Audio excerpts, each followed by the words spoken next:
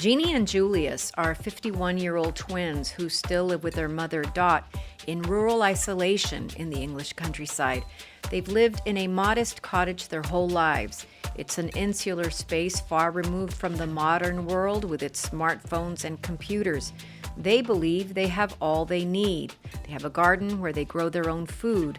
They make music with piano, banjo, violin, and guitar. To the outside world, they are odd and impoverished. These two assumptions take on new meaning after Dot dies. The private life she helped create to protect her children starts to unravel. The twins must learn how to negotiate the world outside the cottage grounds for the first time in their lives.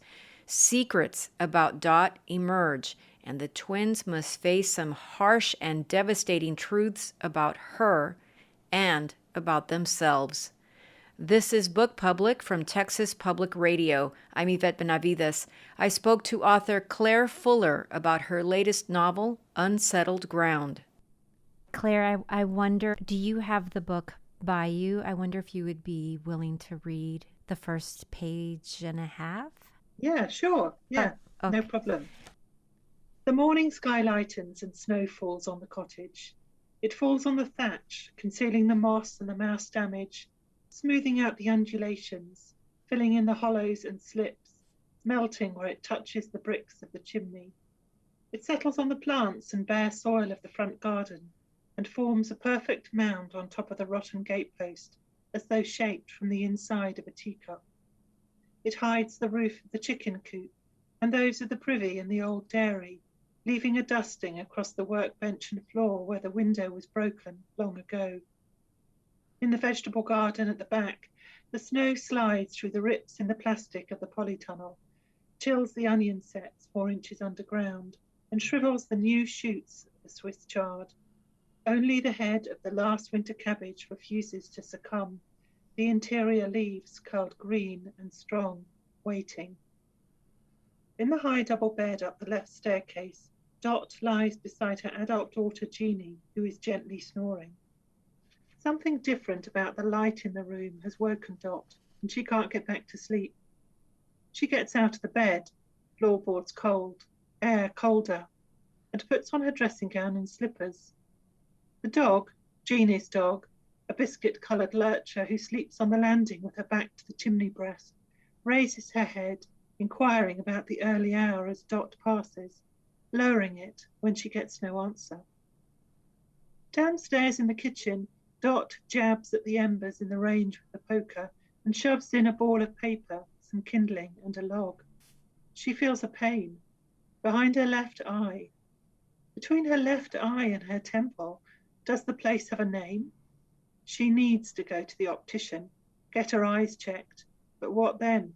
How will she pay for new glasses? She needs to take a prescription to the chemist, but she is worried about the cost. The light is wrong down here too. Lowing, owing, glowing. She touches her temple as though to locate the soreness and sees through the curtains in the gap where they don't quite meet that it is snowing. It is the 28th of April. Thank you so much. That sets up so much for us about this work, about Dot and even about Jeannie, and also about the place. And I have to say that we had a very rare snow weather event in Texas in February. It doesn't usually snow, and it certainly doesn't snow as much as it did. And I have a garden and I keep chickens. So I have to tell you, reading this first page of the novel, I was so struck by the details about the sort of very resilient cabbage and the look of the light and things like that. I just have to tell you just how gorgeous the details are, just for page after page of this book. But you also bring to us in this first page the character of Dot, and she is a character that we continue to meet through the novel in very interesting ways. But she does die pretty soon after this opening scene that you just read. Can you tell us a little bit about the novel? I do feel sometimes like when I tell someone about this book, I'm in this sort of landmine of sort of this area of landmines of spoilers, because it's sort of like the way that you describe growing potatoes. You plant one and you go to unearth the crop weeks later, and there are so many of them. The book is that way for me, this treasure of page after page of things that even if they're not spoilers, I want the readers to happen upon these things on their own. I don't want to spoil that for them. So I'm going to ask you to summarize the novel, and I'll steer clear of that. Oh no, I do know what you mean. But there are, to describe it, there are some things I kind of have to give away, but I do steer well clear of the ending. So there are still lots of surprises, I think, for the reader, and lots of things to discover, even in this kind of my usual summary. So really the book is about Jeannie and Julius, who are 51-year-old twins and still live with their mother in a dilapidated cottage in rural England, in a county called Wiltshire, which is kind of centralish England. And they have lived there with her for 51 years. And as you said, Dot dies at the opening of the book. And Jeannie and Julius have lived a very secluded, isolated life. I mean, they've been relatively happy, but maybe because they've not known anything different. But Jeannie, who has been diagnosed as having a heart condition, stays at home with her mother and tends the garden, growing a few vegetables to sell for a little bit of money. And Julius goes out to work for odd jobs, whatever he can pick up here and there. They live a very hand-to-mouth, cash-based existence, because they don't have transport, they don't have technology, they don't have bank accounts. And after Dot dies, suddenly these adult children have to cope with the outside world and neighbors and officialdom and money, and they don't cope with it very well. So this is set in contemporary times. Other people in the book have smartphones and computers and the internet and Alexa, smart homes. Yeah. But there is such a sense of a simpler time in the novel too. This throwback to a bygone era. There's almost a timelessness about the way that the twins live in this cottage. They are 51-year-old twins, and it's not too difficult to imagine these days older children by necessity living with their parents. We read about this all the time with this generation of young people who opt to stay with their parents, don't want to own their own house, and we know of that, but we don't think about it, I think, in terms of a 51-year-old or two 51-year-old children living with their mother in these ways, not even having an inkling that they might start their own families, and maybe not even, as you suggested, not even really able to move through the world, negotiate. It's so difficult for anybody really, to negotiate the bureaucracies of an estate or of seeing to details after a loved one has passed away. But they are really hamstrung by a number of other things, just how insulated they've been. Jeannie isn't schooled. She didn't go to school. She went to school, but she missed so much school that she is functionally illiterate. And Julius has a kind of a motion sickness that also just absolutely seems to paralyze him and keep him from being able to move through the world in the ways that a 51-year-old man might. So that at every turn, it seems there's something else that they've sort of inherited, and they've been accustomed to and they've been born into, but now that has become just a fact of their lives. And it just seems like now that they have to negotiate so much on their own, there are so many more conflicts. Yeah, absolutely. And I think they've just got so used to this. Well, they've just not known anything else. They've not really ever questioned that they could have a different kind of life because Dot has brought them up in that way, and she has put some kind of onus on Jeannie to look after herself and be careful because of her heart condition, and so she mustn't do anything strenuous, and a duty of care really on Julius to look after his sister. And they've never questioned this, and they don't question it until suddenly Dot dies and everything falls around their ears, and suddenly they do see that. Well, certainly Julius sees that there is the potential for a different kind of life. And I think at that point, their kind of twindom breaks apart because before that, Jeannie says that she can imagine what Julius is thinking. She can finish his sentences for him. He believes she knows what he wants. And then when their mother dies, suddenly that connection is broken, and they do strive for different things. And Jeannie just wants to get back home because I think it's also perhaps not a spoiler to say that they are evicted from their cottage, and things get worse and worse for them. And Jeannie just wants to get back to that state that she was in before, albeit without Dot. But Julius has his eyes opened, I think, to a wider world and romantic connections that he would quite like. So I think they are quite unusual in being 51 and still living at home, but I know some people who are in a very similar situation.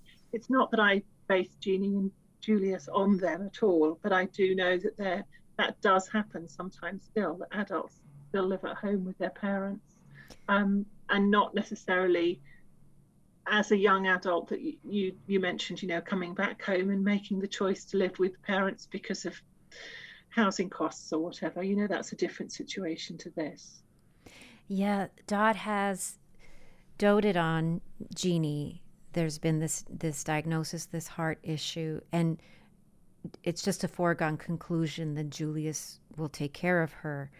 And there's just this, it's an interesting kind of, I don't want to say inertia, but it's an interesting kind of just complacency in this idea that this is going to be their destiny. This is their lot in life. This cottage, this garden, their music. They've created a world that holds them and sustains them. And even as Julius ventures out and goes to the pub or rides his bike here or there, for all practical purposes, yeah, he is very much rooted in this place. And it's so interesting that he himself, at a certain point, is ashamed of the way Jeannie looks when he thinks about Shelley Swift, this girl that he likes, meeting his sister. And he finds his sister to be very odd. And so he can sort of have that perspective. So of the two, it seems like she has so much more to deal with in terms of how people perceive her, though she doesn't really seem to care very much. Julius does seem to want a life outside of the cottage, create a new life, perhaps a family of a type. And Jeannie just does not have those inclinations at all. But she does, as you say, feel such a strong bond with him, that Corsican kind of twinship. And I have to say to you that I'm a twin to a boy. We are also in our 50s. So, Oh, so many connections yes, here. so This is many getting a little bit oh, spooky. I just love this novel for so many reasons, and not just for those one-to-one resonances. But my twin brother would say that he did not feel that Corsican thing with me, but I'm just convinced, and he was the first boy I loved, and the whole thing. In that way that Jeannie just dotes on him, dotes on Julius, wants to take care of him, wants to take care of what their mother created for them, even as he's a little more reckless with all of it. She is trying so hard to maintain, but they are so much as homeless. And suddenly, from one moment to the next, just turned out of the cottage and have no food, have nothing, have no money. So it's so interesting to me too, the speed with which that happens, and that's very realistic. That really does happen, and sometimes those kinds of things occur with the death of a parent or a member of the family. Families can be just absolutely devastated by an event, not just emotionally, but financially too. And we see just the extreme way that their lives, their routines, taking care of the chickens, just everything changed for them. And it's such a dramatic thing. And that sets in motion every other thing that comes after that they have to contend with. But I do see a level, even though there are some terrible characters in this in this novel that do some terrible things, there's a lot of goodwill in this book that I also enjoyed sort of immersing myself in a little bit, like Saffron and Angel, and even Bridget in her way, in her very interesting way, lighting her cigarettes and sucking on her mints and asking too many questions and having too many opinions. But what I also enjoyed about Bridget, who's such a close friend of Dot's, and Bridget's husband Stu, they do for a short period of time take in Jeannie, a very short period of time, and she's exposed to the ways that the other folks live, and she is none too impressed. She is not impressed with the large television and the meals that they can warm up in the microwave, and she's not. She realizes she wasn't missing anything. But I love the way that you give us the perspective from Jeannie as they're sitting there watching this detective show. And, Stu says that the main character looks a little like Jeannie. And we just did you recognize the show? I don't know. I think it is available over there, but it's Broadchurch. Broadchurch, yes. Yeah. I just love that. I love that Broadchurch was there, and that Jeannie just wasn't into it. But I did see her a little bit like Olivia Colman, who plays the female detective in Broadchurch. Well, after Stu said that, I did picture Olivia Colman for the duration of the book, which was fun. But there's something here too about lies, about secrets and lies. And I read an interesting review of the novel that suggested that parents lie, that all parents lie, and I feel like sure there are. It was such a strong statement about lies and about all parents lying. And so I thought, there are the white lies, and there are the lies that we tell to protect our children from the world or from having their innocence just be absolutely destroyed. What do you think of that idea of the way that parents have to lie to their children? I think parents probably, yeah, you're right. They all do it to a certain extent. Usually it is with the child's best interests in mind. But for Dot, the lie that she tells Jeannie, and I'm not going to say what that is, but I think she kind of does it almost with her own best interest in mind, perhaps because her husband has just died and she's going through huge trauma. He's died in a very traumatic way, and that affects her greatly. I think almost for a whole year she just doesn't really function, and I think she's very scared about her children potentially leaving home and her being on her own. So she tells this devastating lie, which does affect Jeannie really for the rest of her life. But I think Dot does it completely out of love,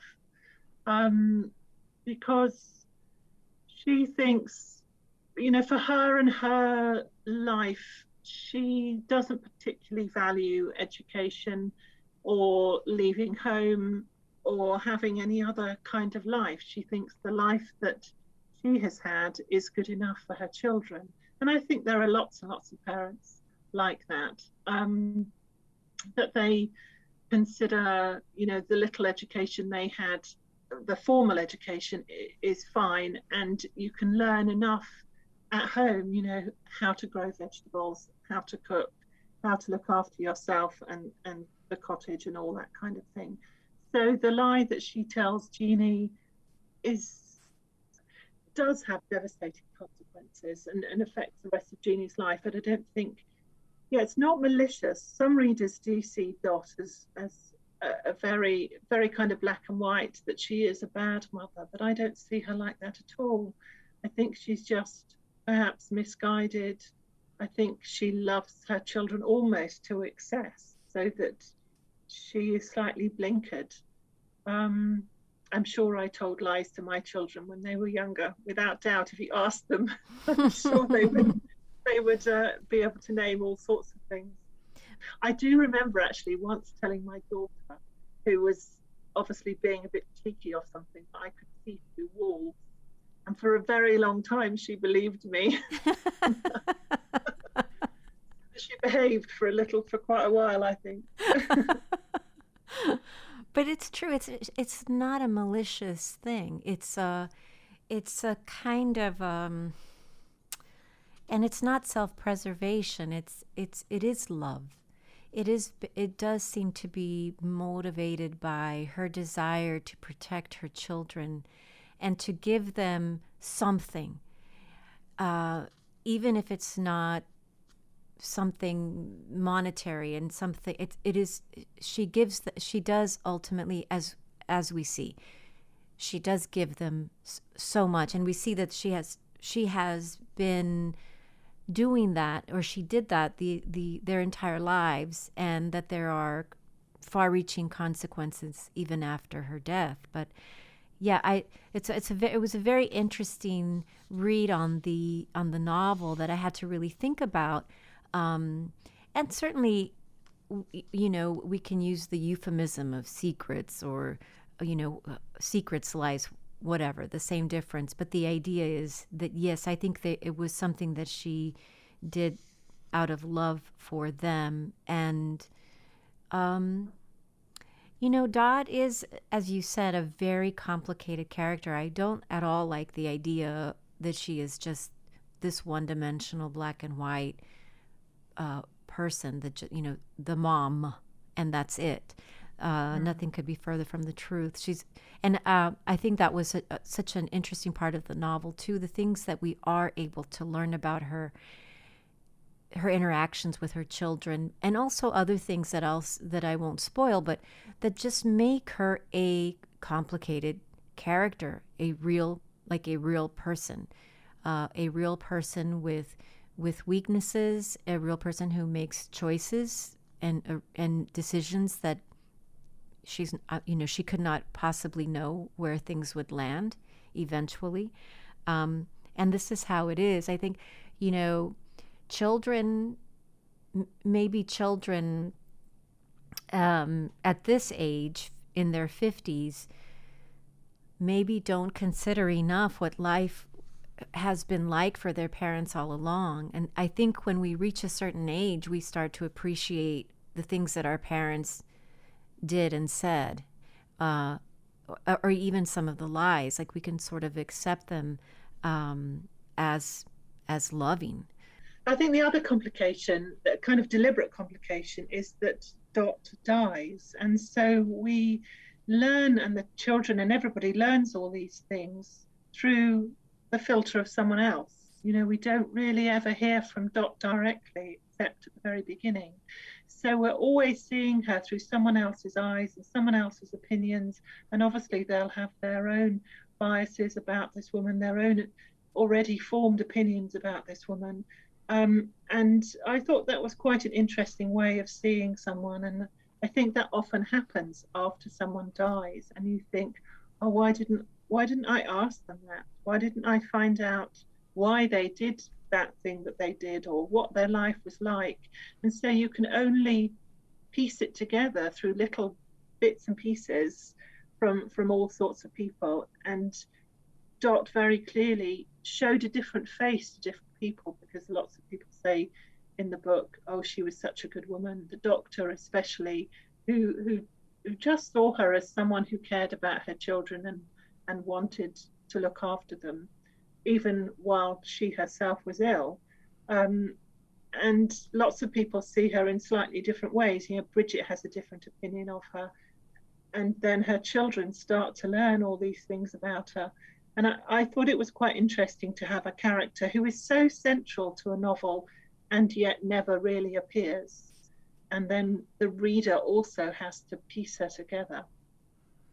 That's one of the beautiful things about this book that I enjoyed so much. And it does sort of move page after page like a thriller, almost there are so many mysteries. But I kept thinking about that idea that when we're young,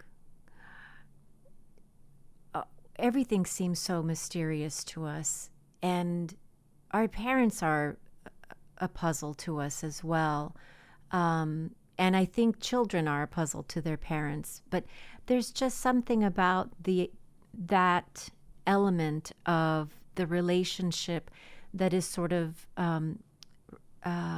reborn in a different way. Is that they really could not have known the absolute truth about their mother. They could not have known the absolute truth about her. And that's part of what is built into the tension of the book, I find. And so page after page, all of the things that we are discovering are sort of it comes from this idea of the mystery of human beings. I mean, we're all sort of mysteries to each other. But to come to a position where Dot is, as you say, no longer there to explain, to defend herself as things are sort of unraveling, then yes, then the reader must go through page by page, following Julius and following Jeannie in these really interesting ways to some very dark spaces, and also some unexpected light places, like when I don't even want to give this part away, but music is so important to the three. But music is so important to the twins, and I just love that became the language between Julius and Jeannie. Through the lyrics of a song, when they couldn't quite talk to each other and communicate with each other or vent to each other or even quite put a finger on what the trouble was, that they could communicate in this way. And that seemed to be a way that they could communicate with everyone in their community that was not judged, that was not weird, that was not unusual or odd or a secret. It was all out. I just love that role that music plays in the book. Yeah, for me, it was really important to have that, because it is a very sad book. Very dark things happen, but I think the music really lifts it for the characters, for the reader, and for me while I was writing it. And you're absolutely right about the communication between the two of them. Sometimes they struggle to say what they mean, what they want after Dot dies. They suddenly find it very difficult without that third party. But the music, they do literally and metaphorically use it as a means of communication. So there is a wake for Dot where they lots of people gather to have food and drink and to talk about her. And the room is very crowded, and Jeannie plays her guitar in the corner in order to catch Julius's attention, so that, rather than calling out his name, she plays, hoping to kind of call her to him, and it works, and he comes and they play together. Um, but also for me, music was a way of showing that Jeannie was capable of great learning and skill. The gardening gives her some of that, because she obviously is very skilled at gardening. But because she hasn't had a very good formal education and has left school without any qualifications and has never had a job outside of the home, um, uh, because she is so good at playing the guitar and singing. And I think the reader sees that, because when Jeannie plays and sings, whoever is in the room stops in order to listen, because she has that kind of skill. And it was important to me to show the reader that it's not all just about standard education. You can be very, very clever and skilled without that. And I think the music helps get that across. And it's so interesting too that she is really living by her wits, and much of the time as we move through the book, absolutely alone, for many different reasons at many different points in the book, and I like seeing her as somebody who is very smart, and one can only imagine what a formal education could have afforded her, sure. But I still think we are seeing the real Jeannie, just the real person who is surviving, finding food, just trying to stay alive, and to, in a certain way, recover some of what she's lost. Yeah, definitely. I mean, she is alone in that she doesn't have friends, but I did create Maud in order to, so that she would have some kind of companion. So Maud, as in the piece I read out, she is Jeannie's dog, a lurcher, who goes with her everywhere. So that, in fact, although Maud is a bit useless, actually, she kind of cowers under tables and hides when there's ever any threat. I wanted Jeannie to have someone with her, especially after Dot dies, when Julius has the potential to leave her completely. And then it was also really important to me that, at the beginning, Jeannie is this very proud character who won't ask for help, who won't accept help even when it's offered. But she does go through this change, so that by the end, she meets this character called Safrana, who has a child called Angel, and she accepts help from them. She begins to accept help from Bridget. And so there is this kind of character arc, this change that Jeannie goes through, so she understands that it's absolutely fine to take help, to accept it, and that everybody does that, and it doesn't show that you're weak.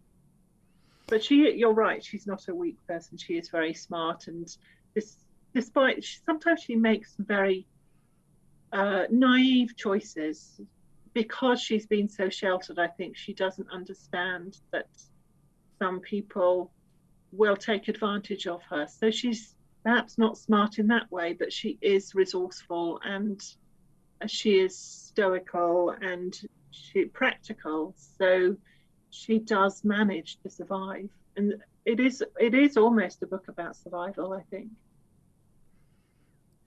Claire Fuller, thank you so much for talking to me. It's such a delight. So wonderful to talk to you. It's been a real pleasure. Thank you for having me. Claire Fuller is the author of the novel Unsettled Ground. This has been Book Public from Texas Public Radio. Jacob Rosati composed our theme music. Kathleen Creedon is our digital producer. Dan Katz is Texas Public Radio's news director. I'm Yvette Benavides.